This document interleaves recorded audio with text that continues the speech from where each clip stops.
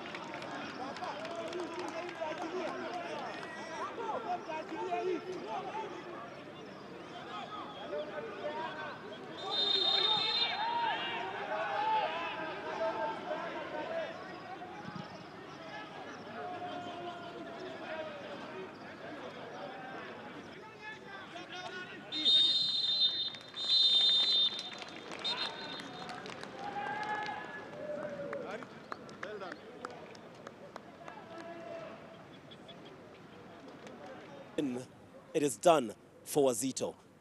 It's a tough result. A good game of football. Maybe perhaps now we can hear from the coach of Wazito.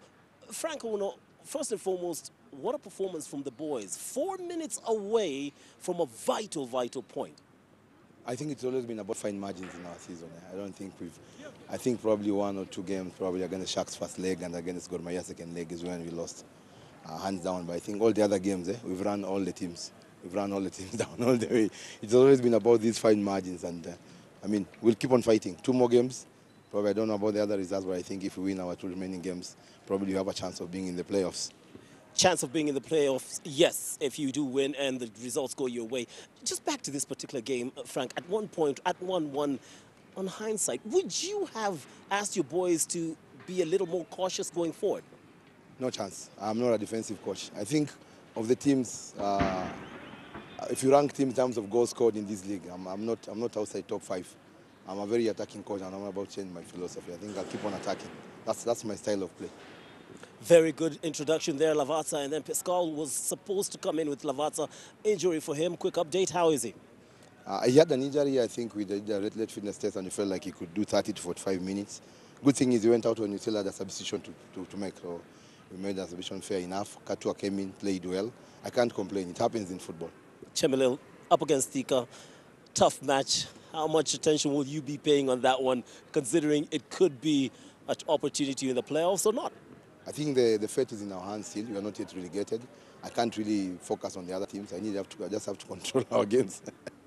So you're saying you won't be watching that game? I'll not be watching any other game. I think we need to win our 2 remaining matches. All right, I can tell you this though, Coach. If Chemile will win tomorrow, fate is out of your hands. We'll accept that, but we don't accept to be pushed. We will accept that if they win tomorrow and we get relegated, we'll learn our lessons. We lost 18 players in June, so that's one of the reasons why we are struggling at these lower ends of the league and not upper ends of the league and all that. Those are lessons that you can take with us. We go down there, fight, come back the other season. Now we've learned our lessons. Speaking of those players that you lost, not very many people are happy in the manner in which those decisions were made. And the players now you have available, looking at Lavazza, looking at some of the players on that bench, Saleh, they look defeated, they look downcast. I think it's not about this game, the manner in which we lost the 2 points and all that, not about the whole season per se. So it's acceptable. I think it's something I'll accept if they're disappointed. I won't take it if they are very happy and with the manner in which we conceded the last goal. So it's not about the next game, it's not about the previous game, it's not about this game. Done, dusted. Saturday we are up against Bandari. We need to beat Bandari. Even if we are relegated tomorrow, the way you are saying, we still go and beat Bandari on Saturday. We still want to fight and beat Bandari on Saturday. What are you going to tell the boys in the locker room, considering the mood that I'm looking at? I won't say much. I don't normally say much. Typically, I don't say much after games. I won't say much. Just let them rest tomorrow. Come to training on Friday, Saturday. We play Bandari. Coach, good game. Congratulations on being an attacking coach. We need that kind of football in our league. All the best in survival fight. Thank you. Thank you. Oh, gotta love that man because he is all about attacking. He doesn't care much about whether or not they needed that vital point, but their players, the players on the bench, they can have a bit of a smile because looking back, they're wondering, how did that slip away? We should have done better. They played a very, very good game of football, but ultimately too little for them, too late, and they just couldn't handle Kariobangi Sharks. Going forward, Coach, your team is absolutely unbelievable, switching from width to down the middle. I'll say, of course, it's the fact that we also have good players, basically our attackers. And the good thing is that we noticed, of course, we were up. We had lost several chances. They equalized. So again, but we knew that we are going to hit them with one that they'll be leaving the spaces behind. The counter-attack, of course. Let's talk about that Harrison Mwendwa goal in just a second. But first, Lavazza equalized, and your team looked to be scattered all over the place at one point. In fact, Wazito had the momentum going into the last 20-15 minutes. I think it's... I'll take it more, not even a football thing, but a social thing. Let's bring the social element in football because, one, I think we were on top of the game, basically in the first half. They had given us lots of spaces to play. But again, you let them to come into the match and they emerge again because they had the chances. I think they could have even buried the game much more earlier. So it was a helter-skelter situation. But the moment we settled, I think we got it. If I was to put you in a spot and ask you who the best performer on this team is, Jacob Gosmule in English commentary talked about Harrison Mwendwa. Your thoughts?